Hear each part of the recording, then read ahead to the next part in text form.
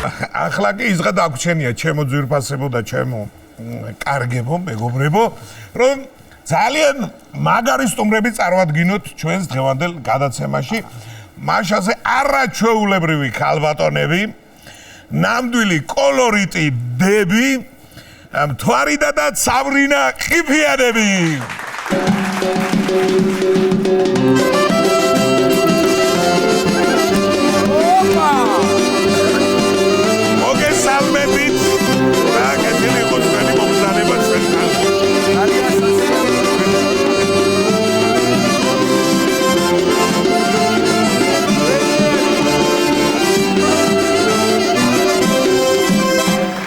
გადასარევი ესე იგი ჩემო ნიკოლოზ ჩემო მეგობარო დიახ ნამდვილად ვერ წარმოვიდგენდი ამ ქალბატონებს თუ ნახავდით ჩვენ შოუში და საიდან გავიცანი ეს გოგოები გქონდა საუბარი ჩემს კოლეგასთან რომ სად მოძებნი ეს ხალხიო მითხრა რა შვებიან ამისთანასო თავიდან ვიფიქრე ვიხუმრებ და ფიგურულ სრიალს უყურებდი და იქ იყვნენ მეთქი მაგრამ მე არ გამოვიდა ეს ამბავი და TikTok-ზე არ მოგიდგენ არც ვიქრობდი სხვანაირად რომ სხვა ვერსია იყო აუცილებლად TikTok-ზე უნდა გვენახა იცი რა TikTok-ი ერთი არის რომ შეიძლება ცოტა უცნაურად ჟღერდეს მაყურებლებისთვის მაგრამ თამთა ყიფიანი მათი არაჩვეულებრივი ძმისშვილი რომელზეც ზედამთვარი ამოძე რაღაცა ქართული კინოს პერსონაჟები ვითარია ხო იცი და თამთა არაჩვეულებრივი მომღერალი ულამაზესი უნიჭერესი რომელმაც ჩათვალა და სწორი მენეჯმენტია ასე ვთქვათ და ის თავისი ოჯახური ძალიან მაგარი იუმორი გამოამზეურა და დანარჩენს ალბათ შენს ბევრი კითხვა გექნება და აუცილებლად თამთას რომელსაც უკაცრავად რომელსაც აუცილებლად ნახავს ჩვენ ტელემაყურებელი და ერთად იმღერებთ კიდევაც ხო ესე იგი ჯერ მინდა დავიწყო იქედან რომ კეთილი იყოს თქვენი მობრძანება ჩვენთან და რო გავიგონე გვარი ყიფიანები ეგრევე გულში გამკრა იმერეთიდან ხوار არიან ეს ხალხი თქოდა კი დავხარეთ თავი იმერეთი დამძანდებით ხო? ნამდვილად ზესტაფონიდან. თქვენ გენაცვალეთ ზესტაფონობს არ უნდა ლაპარაკი? ბატონო. თქვენ გენაცვალეთ. რა გიხარია შენი თავადები არიან ეგ? შენი თავადები. ჩვენ საეკლესიო პირები ვიყავით ძალიან თუ კარგი ბიჭი ხარ. ხაცენო გადამაცემინებ თავს. აფსუს ნიკოლოზ როცა გაბრუნა რამდენიმე საუკუნით უკან გამარჯობასაც არ გვეტყოდა ეს ხალხი აბა რა არის ვენაცვალე ლენინს მაგის სახკარი კარგით ლენინი იქეთ იყო სადაც არის და რა მინდა რო გითხრა წეღარ პატამ თქვა რომ ეს TikTok-იდანო რა და ეს ალბათ თქვენმა ძვისშვილმა ჩაიდინა ხო ალბათ ეს რაკედან და მინდა ნამდვილად რო აღნიშნო ეს ამბავი ეს ყველაფერი ძალიან კურიოზების დედოფალად მთვლია ჩემი ახლობლები და ძალიან ბევრი კურიოზები ხდება რო მიდრეკილება გაქვს აქ კი ჩემი ძალიან პირველად იმას მეტყვი რა ახლა რა ქენი რო შევალ სახში რა მოხდა დღეს ესე იგი არ არსებობს რომ კურიოზი არ შეხვდეთ ამას სულ ყველაფერს წლობის განმავლობაში ესენი ყველა ჩემი ახლობლები მაყოლებენ ერთი და იგივე და ხდებიან ესე იგი ერთი საღამო იყო და თამთა ახლა სულ ჩვენთან არის და ჩემი განუყოფელია მარტო იმიტომ კი არა რომ ძმისშვილია ჩემი აი მართლა ჩემია ყველაფრით და რომ ყვებოდი რაღაცებს მე მაშობოდი მე მივჩერებოდი რომ იღებდა თამთა ამას მაგრამ ნუ იღეს მე ვფიქრე თავისით ამან სერიალები დაარქვა თურმე ამას და ერთი სამი სერია გავიდა TikTok-ზე მე TikTok-ი არ ვიცი საერთოდ რა არის TikTok-ი აზრზე არ წხმარება ალბათონად სავრინა მის ეს სავრინას უნახია ეს რამოდენიმე ჩემი მონათხრობის სერიებას ამას უთქვი მოკლავს თავთოსი მოკლას ის მაგან TikTok-ი არის ისე და ვერ ნახავ. მაგრამ ცოტა ესვაკი ახლა თავთან მიფიქრე რომ TikTok-ზე როინმე ნახოს ისწროს დაურეკონ. მე გლახა დღეში ვიქნებიო და ერთი დღე არის ვირეკავს ახლოდან კი არ მეუბნება. შორიდან. ახლა არ გადაირიო მითხრა მაინც არაფერი აღარ ეშველება ამასო დადებული მაქო მეო შენიო მონაყოლიო და გადავირი. რა გოგო მე ვთხარ რაღაცას ბოდიელობს სახში ის რამ დაგადებ არ იყვირო მითხრა. ნახე უბრალოდ კომენტარებს წაიკითხეო და თუ რამე ცუდი იქნება მაგრამ აი ნიკა აი გამაკვირო ხალხის სიყვარულმა და გავგიჟდი რა მოწონდათ ეს რა მაინტერესებს ერთი შეკითხვა როგორ დააკვირდით თქვენ ხანში შესული მამაკაცები იყვნენ სიყვარულო მიზიდები თუ ბევრი კი გენაცვალე რამოდენიმე წლის ხრივი ვარ და თუ გადავწყვიტავ რამეს ჩემ მეუღლეზე უკეთესი უნდა იყოს კარგია ჩვენ ვიცით რომ ძალიან მუსიკალური ოჯახი ხართ რა და ქალბატონი მთვარი და ბრძანდება მუსიკის პედაგოგი ხო ქალბატონი ცავრიდაც ძალიან ახლოს არის მუსიკასთან ახლოს კი არა მეც პედაგოგი ვიყავ არა მე რის თქმა მინდოდა პედაგოგი ბრძანდებოდით კი ბატონო მაგრამ სერიოზული ფესტივალები და რო გითხრათ ორი სიტყვით შოუ ბიზნესი ხელმძღვანელობდი 77 წლიდან და ერქვა ფესტივალს ჩემს არა ფორტუნა 97 ერქვა ჩემს თორე ისე ვაკეთებდით კონცერტებს აი წლის სიმღერას მე ვაკეთებდი მთელი 10 წლის განმავლობაში ეს იყო ცნობილი მაშინ დაჯილდოების ცერემონიალი და ესე ძალიან მაგარი კონცერტები ფესტივალები შემოქმედებითი საღამოები ყველაფერი ჩვენი შემოქმედებითი ჯგუფის გაკეთებული იყო ვიღა გაგვიკეთებს ახლა ჩვენ შემოქმედებით საღამო ეს რა მაინტერესებს პატა იცი რა მინდოდა მეკითხე ესე იგი ძალიან პოზიტიური ქალბატონები ბრძანდებით ახლა და პედაგოგიური მოღვაწეობა ხო რისხვა ხო კაცრი პედაგოგი ხარ თუ? აშინე. ვიყავი. აღარა ვარ პედაგოგი. ხო, ნუ მესმის, მაგრამ როცა მოქმედი პედაგოგი იყავი. ძალიან, იმდენად კაცრი რომ თამთა მაგას უფრო უკეთესად კარგად ახსოვს ჩემი სიმკაცრე. ჯერ ერთი წელიწად ნახევარი თამთა სამცხოვრობდი სახში, როდესაც დაიწყო სწავლა ჩვენთან. ერთ სკოლაში მუშაობდი მე და იქ შევიყვანე თამთას ახლა როგორი პედაგოგი ვიქნებოდი ამისთვის ხო წარმოგიდგენიათ და თან რა არის იცით ნიჭიერი როცა არის ბავშვი ეს თამთა იქნება თუ ვინც არ უნდა იყოს იმ ხვდებოდი იმას რომ ის ყველაფერი უნდა ამომეწურო და ამ ამოწურვაში ვიყავი ძალიან მკაცრი ეს რომ ცალწარფს აწევდა ვაი მაშინ ჩემ იმას ამას რაღაცებს რო ისვენენ ჩემი ყოფილი მოსწავლეები მწერენ რომ თორდო მასალობელო თქვენ თუ გაცილება შეგეძლო რას ველაპარაკები კაცო ანუ ესეთი მკაცრი მაშინელი მკაცრი იყო ქალბატონი თავრდა და ქალბატონი ცავრნა ეხლა ჩვენ მაინც ისტორიები აინტერესებს ჩვენ და მოდით ბოძები და მოტოციკლის ისტორიით რომ დავიწყოთ აბა გისმე როგორ იყო ეგ ამბავი ზესტაფონში იცნობთ ვინმე რას ველაპარაკებთ ხო ემზარი მდივანი იცოდი არ ვიცნობდი მაგრამ გაგონილი გექნება იმიტომ რომ თქვენ ახალგაზრდა იქნებოდით კი არა ხართ იმასთან იმიტომ რომ ისინი ჩემი ხმის და ჩემზე უფროსები არიან ჩემი მეუღლე მუშაობდა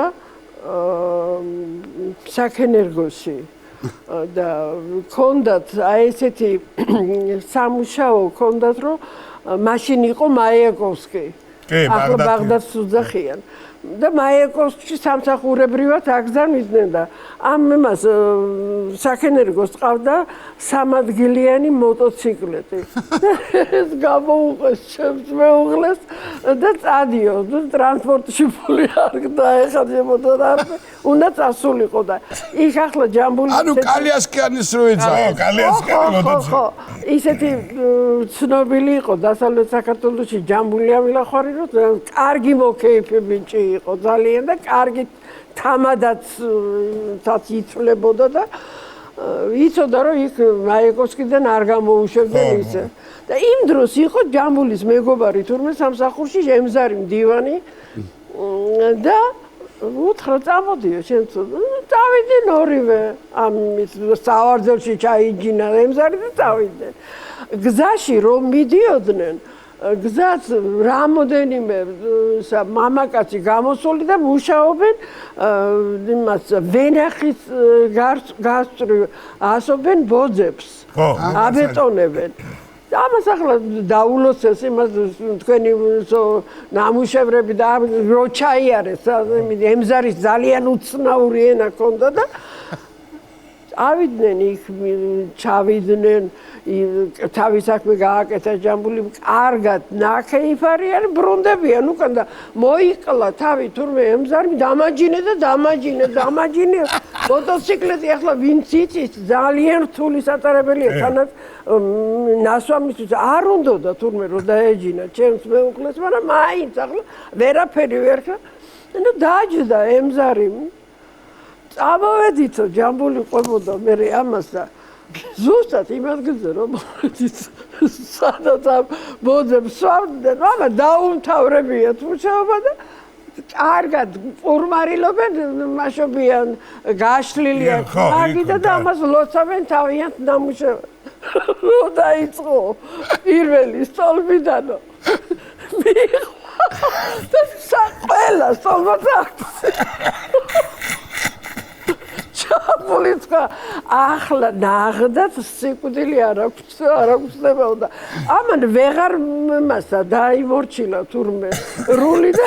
ეს მოტოციკლეტი შევარდა ზუსტად იქ სადაც ზიან მაგიდასთან ეს ხალხი ჩამოლიწყა რა გადაგვარჩენს ახლა აქ სიკვდილი მიწერია ხელში მთელი დღის ნამუშევარი ჩამოყარა აი ეს არ დაიბნა ემზარი ისეთი იყო მოკიდა თურმე ჭიქაცხელი ჩვენს მოსვლას და თქვენს დახვედრას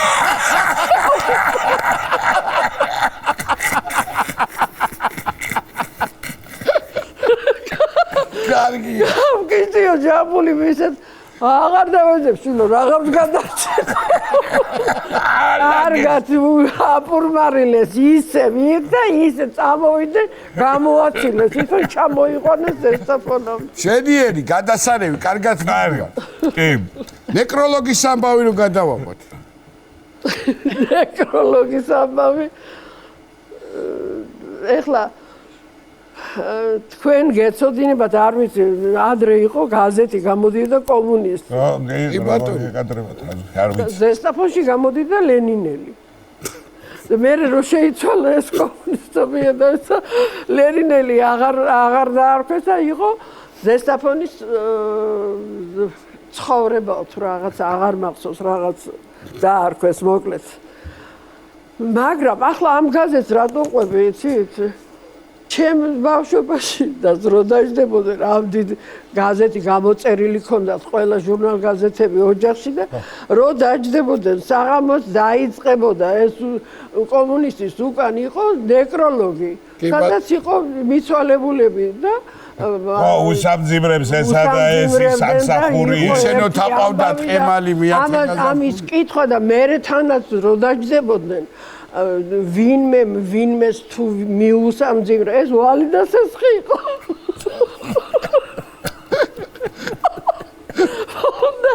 უნდა გადაეხადათ მერე ის ამან გამოაცხადა და ამასაც უნდა გამოეხადათ უცილებლად მოიწვა ეს გაზეთი აღარც გაზეთია აღარც აღარაფერი და რა ქნან ახლა და ზესტაფონში არგო მუშაობს იცით ტელევიზია იმ ადგილში იყო ჩემი ძალიან კარგი მეგობარი და ზესტაფონის კოლორიტი არაჩვეულებრივი პიროვნება დოდო მერკველიშვილი და ეს მიყავდა და ეს რა იყო იცი ყოველ საღამოს 7 საათზე იყო ირთვებოდა ტელევიზორი ზესტაფონში და ცხადდებოდა ვინ იყო მკვდარი. იყო. ამას რა ხდებოდა იცი? თვითონ ჭირისუფლებიც უყურებდნენ ამას, რომ იმიტომ რომ ამას რო აცხადებდნენ, ჭირისუფალს უნდა დაენახა, რომ ეს ნეკროლოგი რო ცხადდებოდა, მიცვალებული სახლში ყავდათ. და ჭირისუფალი იჯდა 7 საათიდან და უყურებდა ამ იმას. რო გამოაცხადებდნენ ხო და ძალიან ბევრი ისე იყო, რომ ადგებოდნენ ზეზე და დღეს არ იყო კაი გადაცემა, არავინ არ იყო ნაცნობი. გარდაცვლილი. ხო და აი ეს დოდო ყვება ეხლა ერთ-ერთ იმას, რომ ერთი დღე არისო და მოვიდაო კაცი და მოგვიტანა 6 საათიანი კასეტაო. სადაც არისო მამა ჩემი არისო გარდაცვლილი და გვინდაო რომ ესო მასათო გამოაშუქოთო და ვაჩვენოთო. თან ვიდეოც უნდა გაუშვან, ესე იგი, ხო თუ? ხო, თან ვიდეოში ეს ხდებოდა ყოველ 7 საათზე. თან ან ქორწილი თუ იყო, ეს ქორწილი სხვა იყო, მაგრამ ეს ტრაულნი კიდე სხვა იყო. ხო და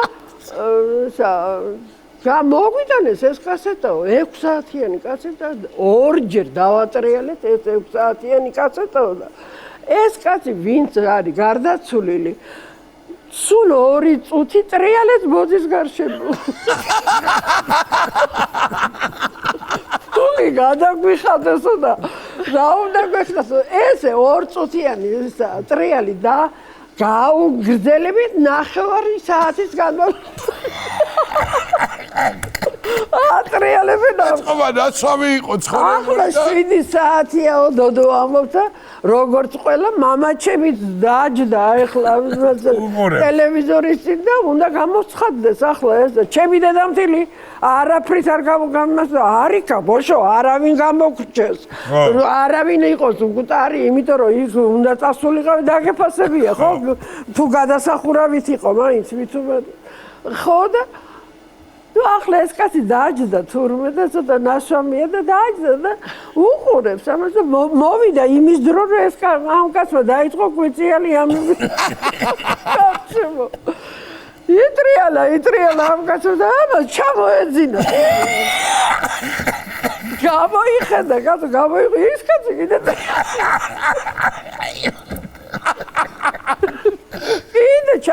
კიდე გამოიხედა 9 საათი არ არის გასული. მკითხა მამაჩემო, ეს კაცი მკვდარიაო. კი, ამას მოუკლე.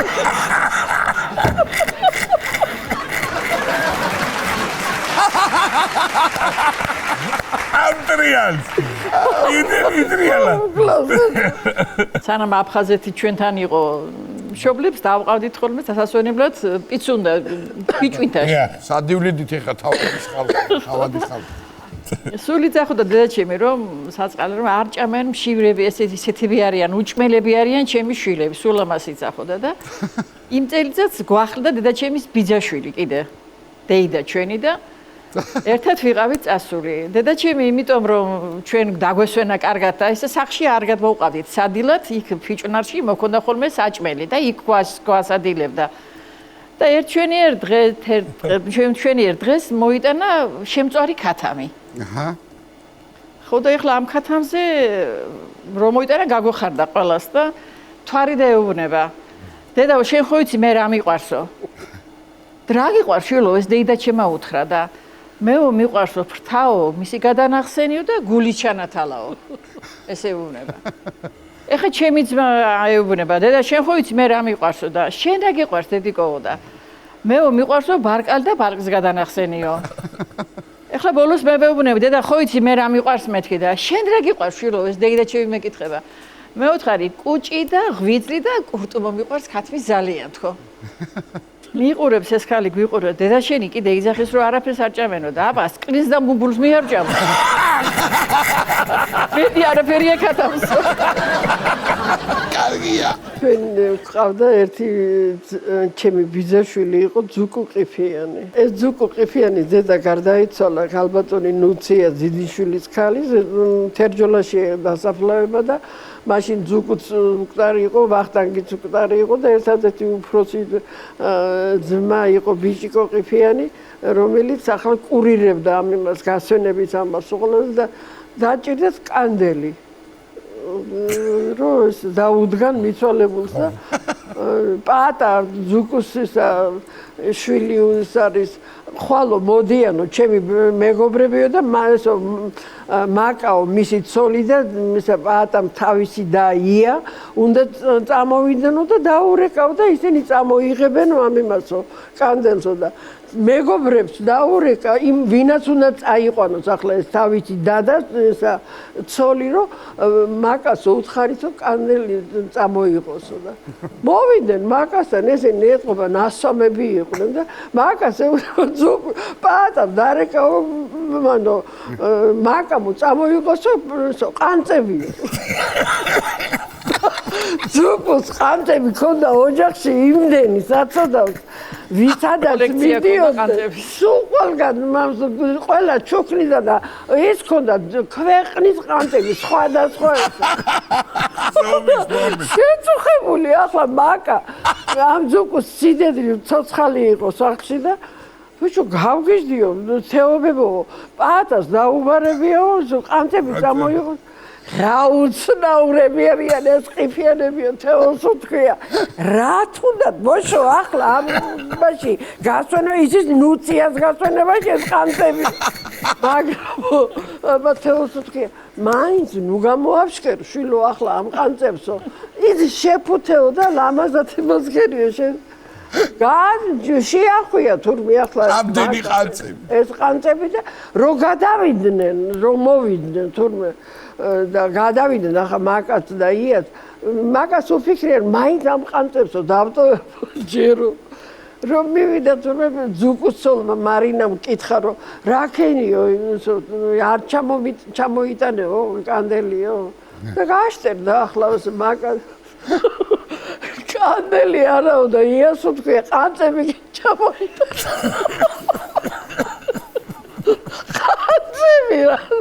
ყანწები გვითხრა ჩვენო და ყანწები ჩამოიტანა ერთი ბაგაჟნიკი ყანწებია ჩამოვე მაგარია ესე იგი არ ვიცი არაჩვეულებრივი ქალბატონები ბრძანდებით მაგრამ ერთი ისტორია არის რომელიც მე ვთვლი რომ არის ნომერ პირველი ისტორია ღდინების ამბავი ღდინის ამბავი და ეგ უნდა მოვყვეთ ხა და სრული სიჩუმეა და აბა გისმენთ ყურადღებით დაძაბული ეს ღდინი კაცო ავხლის გავს ამ სიტყვებს რომ მალაპარაკებთ ამ სტუდიაში არა უშავს ახლა თქვენი ძმისშვილი სარგოს ეს არ სადარგავა არ სადარგო ჩვენთვის რომ აგერ მიხალისოთ მეგობრულად ზესტაფონში მუშაობდი მაშინ და ძალიან ცუდად ვიყავი რადიკული მქონდა ძალიან და ისე ვიყავი ერთი კვირა კი იმასდას რა ქვია აი ძალიან მაგრა ყვება ის შინაურულად რა ყვება იმ ჩავედი პოლიკლინიკაში რომ გაეფორმებიათ ბიულეტინი მაშინ კომუნისტობის დროს ვინ განთავისუფლება ამდენ სამსახურიდან და ბიულეტინი მჭირდება და მე და დედაჩემმა წამიყვანა სასწავლო რო შევედი პოლიკლინიკაში ყველა გულშეწუხებულია ვინ დაგითხოვს ადგილს ჩემნაირია უყოლა და გავარ ძალიან შეწუხებული ამ დროს შემოვიდა ერთი მიშა აბაშიძე იყო ძალიან კარგი პიროვნება ექიმი და ვიღაცა შემოიყვანა ესა პაციენტი გასასინჯაც თუ რატო დაგვინახა დედაჩემსაც მიესალმა მეც დამინახა მაგ ფერი აღარ მადერს გამომდო ამ კაცმა ესა ხელკავი ამოდი ახლა შენო ისეთი კაი კაცის ცოლი ხარო შენო მე შენ რაღაცა უნდა მოგიყვეო ახლაო და ჩვენ სოფელშიო კაცო მეზობელს ყვება დაიწყო მოყოლა მეზობელს წალდი ესროლაო ხო და ახლა იმან მეზობელმა უჩივლა რომ მომხედროდა ხო მომკვდებოდი და არის ახლა ერთები მთელი მეზობლები პირიქით იმას ვინაც ესროლა წალდი იმას მაშობიან ბალეშჩიკობენ სასამართლოში და მოსამართლე ეკითხება თურმე რატო მასქენითო რატო იჩხუბეთო და წალდი მესროლაო და ახლა ამას ეკითხება რატო ესროლე წალდი რატო და შემაგინაო შენი დედის ღდინიო შემხედე ამ კაცსა ხო შენც არ იცი ხო ეს კაცი არც ვიცოდი ახლა გაგაგებინა რა არის ეს ღდინიო ეს კაცი მელაპარაკება ესო შეწუხდა ახლა თვითონ მოსამართლე რა არისო ღდინიო და რა არის ბატონო მოსამართლე ეს ღდინიო უკაცრავად პასუხია თქვენი ბრალები არ მინდოდა ქალის სასქესო ორგანოს და უკაცრავად შორის არის ადგილი იმას რჩმევია ღდინი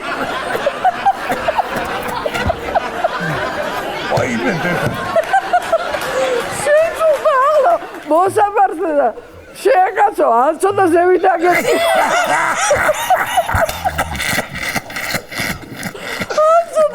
რა მიუყენო ახლა რა უკნა ეხარა ეს მომრომივედი სახში მე მოუყე აი მე და შენ კარგად გამოუყვანი ხარ იმას მიშა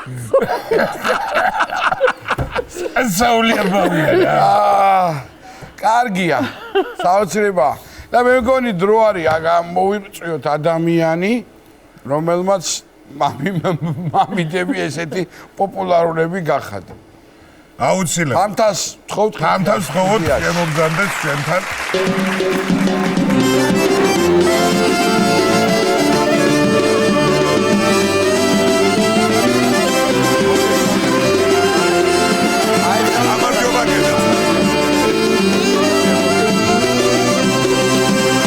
დაბრძანდი ჩემო თამთა მამიდებთან ერთად დაგსვავთ დაბრძანდი ესე იგი არ ვიცი ესეთი მამიდები არის ძალიან მაგარი და სწორი წერან თქვი მე რომ მენეჯმენტი მეთქი სწორი გათვლა იყო რომ აბა თქვენი წარმატებები ყველაფერში ყოველთვის და არ ვიცი ხა მე ისეთი სიმღერის გარეშე არ მინდოდა რომ გამეშვით რო არ გაბრაზებენ ფაქტია როგორ ახარ გითხარი აი მე მაბრაზებენ მართლა აქ არიან ჭკვიანა თორე ძალიან მაბრაზებენ მართლა რატო ნუ აი ძალიან ცელქობენ ხოლმენა მართლა ეხა დარიგებული მყავს ოღონდ მართლა ვიძახი დარიგებული მყავს რომ კარგად მოიქცნენ და მომწონს სხვათა შორის კარგი გოგონები ხარ გასაინტერესოა როგორ ცელქობენ